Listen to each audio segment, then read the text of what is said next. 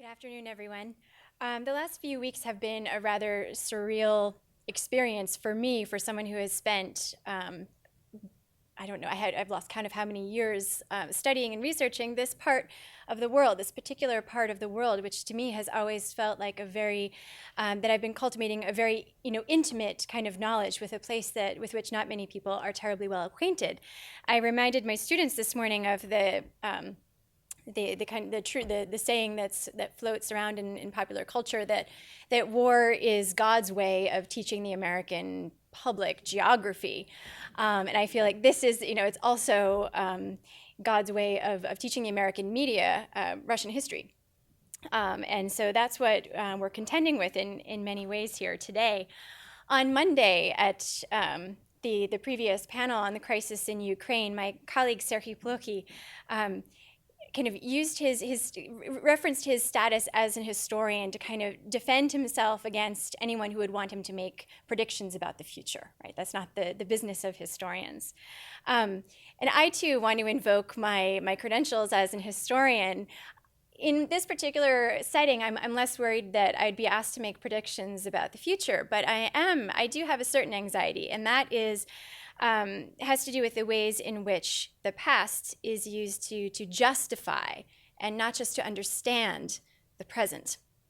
And so I've given some careful thought to what kind of history I wanted to talk about in the 10 minutes allotted to me today. The history of any place is complex and multifaceted. It's rarely linear and never inevitable. All of that is true of Crimea. There's no one story to tell. And no one single narrative that I would want you to come away with today. So I'm not going to march through the centuries, the history of centuries of Russian rule in Crimea or the millennia of Crimean history itself.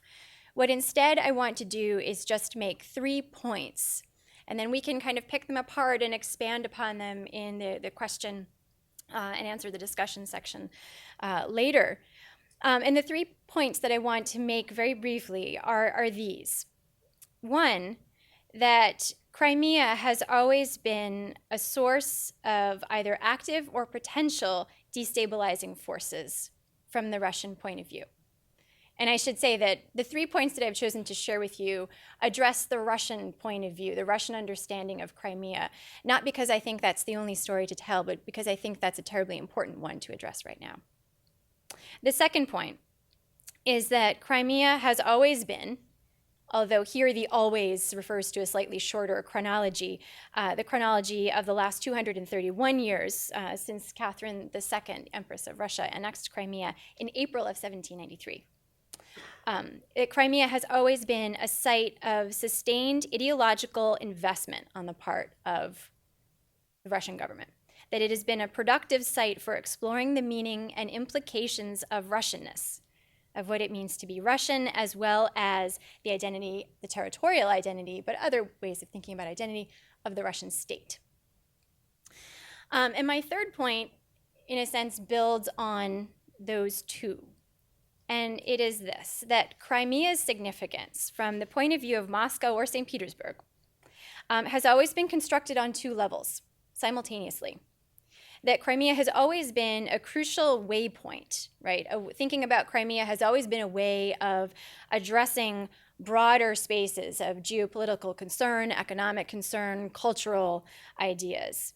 Accessing the spaces of, and I'll talk a little bit about what those spaces were, but it has also always been a very particular concern, a very localized concern of Russia. When all of the external kind of broader implications of what Crimea might give access to are stripped away, Crimea has very distinct and compelling meaning in the minds of government officials and private citizens within Russia, that this is historically something that one can say. So those are the 3 points that I want to make. And as an historian, I wish I could hold you here for 3 hours while I, unroll all of my copious evidence for these points, but I won't.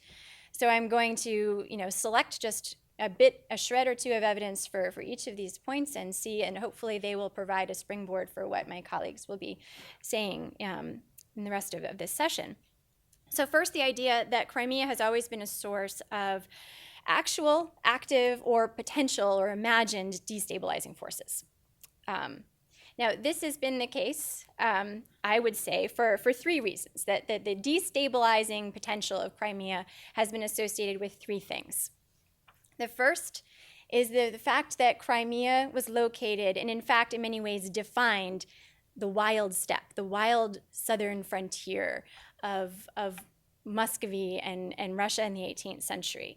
That this was a source of slave raiding, of nomadic and semi-nomadic peoples who would come charging across the great steppe and take captive hundreds, thousands, in a given year as many as tens of thousands of Slavic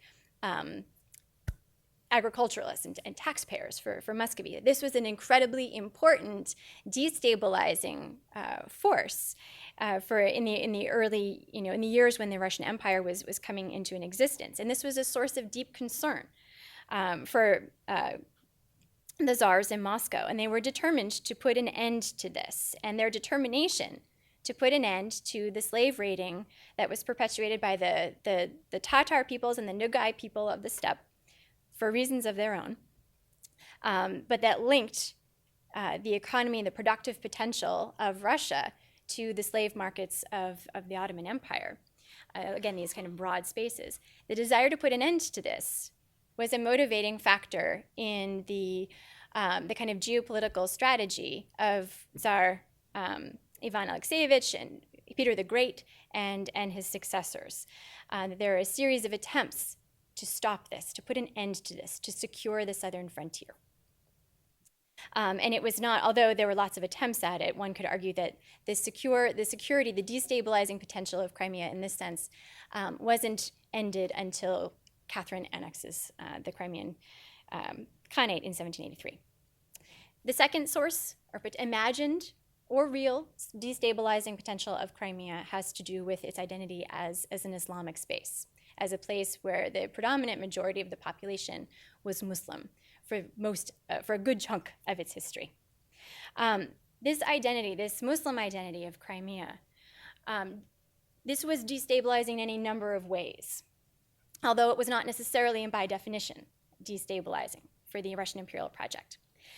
But the identity of Crimea's Tatar population as Muslim reinforced the sense that Crimea, the place and its people, was part of the Ottoman world. And the Ottomans were essentially enemy number one for the Tsarist state from the 18th century through the end of the 19th century. This was the enemy against whom they fought the majority of their wars and directed a great deal of energy and resources against asserting themselves against the Ottoman, the Porte. This now is another piece of this, the story of Islam, has to do with the fact that this was a world for Islam from the point of Russian officials, occasionally had a politicized or radicalized element. And in this case, Crimea was not the kind of hotbed of Islamic fundamentalism or politicized Islam in any way, shape, or form. But Crimea had deep and meaningful social and cultural connections with the Caucasus.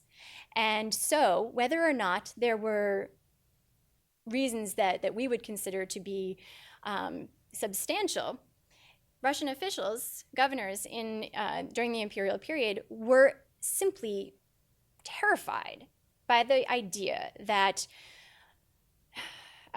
political Islam would make its way to Crimea from the Caucasus, infiltrate this wonderfully idyllic and peaceful part of the empire, and ruin the imperial project there by mobilizing the local Muslim population. And there were just enough little episodes where this kind of thing almost happened to justify the anxieties and the paranoias of Russian officials. Connected with this too, again, this is all kind of from the point of view of the Russian Tsarist state looking at Crimea. The third way in which Crimea was potentially a destabilizing force was that it was a place in which one found unreliable subjects. And this is perhaps the worst thing of all from the point of view of an empire. that above all thirsts after stability and order. And if you have people, if you have subjects upon whom you cannot rely, this is terribly problematic. The extent to which this was really a concern of the Russian government is manifested in all sorts of ways over time. You could simply look at the fact that no lesser figure than Grigory Potemkin himself, the so-called Viceroy of the South, Catherine's right-hand man for much of her reign, was the one who individually presided over the swearing of the oath of allegiance of Crimean elites in the aftermath of annexation. That it took the power of his person to kind of cement a kind of relationship between this part of the world, these new inhabitants and their new imperial government. The fear of what Crimean Tatars might do drove a fear of collaboration with the Ottomans in the late 18th century, in the 19th century. It drove fears of collaboration, that the Tatars would collaborate with the French, with the British in the Crimean War. And these fears then led to whether or not they actually manifested in widespread evidence that the Crimean Tatars were really a source of instability and unreliability. Imperial policies often were a bit proactive. A little bit of evidence of unreliability could lead to the forced resettlement of massive proportions of the Crimean Tatar population. So in the wake of the Crimean War, roughly 200,000 of the 300,000 Crimean Tatars who remained in Crimea were essentially, maybe voluntarily, but mostly coercively, were removed from Crimea, a massive demographic remaking of Crimea. And so what I hope becomes clear from this is that while Crimea, maybe from the point of view of Russia, has been the site of potential destabilization, Russia has always been a destabilizing force for Crimea as well, right? And I think that's important to bear in mind. So just really briefly, my other 2 points, that Crimea has always been a site of sustained ideological investment and a productive site for exploring the meaning of Russianness. There are all different ways that one can make this point. Let me just reference a few things, and we can get into them more if we want to. The evidence I see for this, the kinds of pieces of evidence I see for this, is that the Russians engaged in a willful reimagining of space in Crimea, which is really, really fascinating. They reimagined Crimea. They recreated it. They took it from a place of a wild steppe to a land of plenty. And sometimes it would appear as a land of plenty in ideological imaginings of this space, but sometimes it wouldn't be wild or plentiful, it would simply be empty, a blank slate upon which Russian officials could create anything they wanted to. And what they wanted to create was an idealized form of Russianness. So you have governors in the late 18th century who would write, if you can, paint yourself a picture of the open space of Perikop to the Salgir River, spreading over 100 versts, surrounded on the western side by the Black Sea, to the northeast by the Sivash and Azov seas. Sometime in the future, this vast plain will be filled with villages, embellished with churches, palaces, and other buildings, and all around them will be gardens. And those gardens, of course, will be filled not with birch trees and oak trees that you might find in the Russian heartland, but with olives and citrus and all of the wonderful kind of fruits of this idealized land. Crimea was reimagined toponomically. It was renamed, and we can get into the meanings behind that. And Russians also engaged in a willful reimagining of history. The idea that Crimea has been Russian from time immemorial, from the late 10th century when Prince Vladimir of Kiev was baptized on the Black Sea coast. I happen to think that if Russians wanted to make a really robust and compelling argument for why they have a claim to Crimea, it wouldn't be the argument that Crimea has always been Russian. I think they would be better off, in fact, talking about the enormous investment that the Russian government has made in making Crimea Russian, that they've invested a lot in this over time. A process that has unfolded over roughly a century from annexation onward. And there are all kinds of ways we can talk about the form that investment has taken.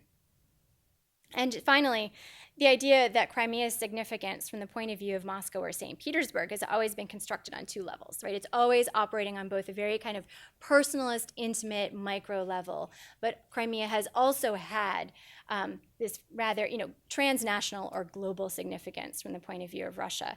That this is a waypoint for understanding Russia's place in the world.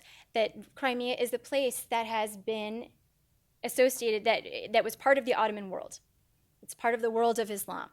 It's part of the world of Greek civilization from the days of Greek settlement in the 6th century BCE. That it is part of that kind of Western civilizational inheritance. Crimea is associated with the Eurasian steppe, with the great Mongol legacy and all of that entails. So acquiring Crimea is part of acquiring the legacy of a massive imperial project from the early modern period. And beyond that, of course, there are all the entanglements that Crimea serves as waypoint for, entanglements with the Polish-Lithuanian Commonwealth, with the Cossack Hetmanate, and with other Western powers that are kind of brought in by extension over time. But it's, I think, the particular meaning of Crimea that is perhaps the most important and perhaps the best way of understanding Putin's policies and Russia's policies now in Crimea. The fact that this has always been a place of personal importance, of personal significance for men of power in Russia. This is the place where they built their imperial palaces, their pleasure homes, the provincial nests, that glittering emerald necklace of palatial homes surrounded by orchards and gardens and terraced landscapes leading down to a sparkling Black Sea.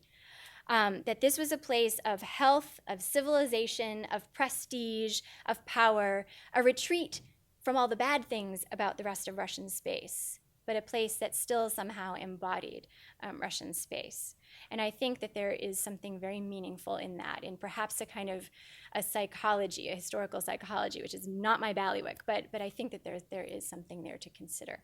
So with those 3 points, I'll leave it there.